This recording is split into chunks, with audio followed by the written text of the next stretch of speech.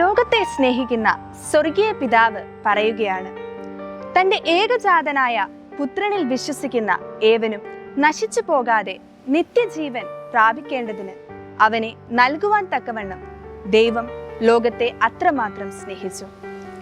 അതെ, തിന്മയുടെ അന്ധകാരത്തിൽ ഉദയത്തിന്റെ ചരിതമാണ് ബെത്ലഹേമിൽ സമാഗതമായിരിക്കുന്നത്. ആഗമന കാലത്തിന് ചരിത്രത്തിന്റെ പിൻബലമുണ്ടായിരുന്നു. അങ്ങനെയുള്ള ആഗമന കാലത്തിന്റെ പൂർത്തീകരണമായിരിക്കുന്ന ക്രിസ്മസിനുള്ള ഒരുക്കത്തിലാണല്ലോ നാം എല്ലാം. സ്നേഹത്തിന്റെയും സമാധാനത്തിന്റെയും സാഹോദര്യത്തിന്റെയും പ്രതീക്ഷകൾ ഉണർത്തുന്ന ക്രിസ്മസ് ആഘോഷിക്കാൻ നമുക്ക് ഹൃദയങ്ങളെ തുറക്കാം. മറിയം ഉദരത്തിൽ വഹിച്ചത് യഥാർത്ഥ നിധിയാണെന്ന് സത്രത്തിലുള്ള ആരെങ്കിലും തിരിച്ചറിഞ്ഞിരുന്നുവെങ്കിൽ നമ്മുടെ ക്രിസ്മസ് ആഘോഷം മറ്റൊന്നാകുമായിരുന്നു. വേണ്ടത് വേർതിരിവിന്റെ മതിലുകളല്ല, സ്നേഹത്തിന്റെ വാതിലുകളാണ്. ഈശോ ഹൃദയത്തിൽ ജനിക്കാതെ പോകുന്നതിന്റെ ആകുലതയാണ് നാം ഇന്ന് അനുഭവിക്കുന്നത്.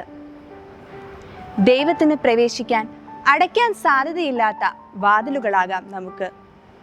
ഹൃദയവാതിൽ തുറന്ന് ഈശോയെ ഹൃദയത്തിൽ സ്വീകരിക്കാൻ നമുക്ക് സാധിക്കട്ടെ.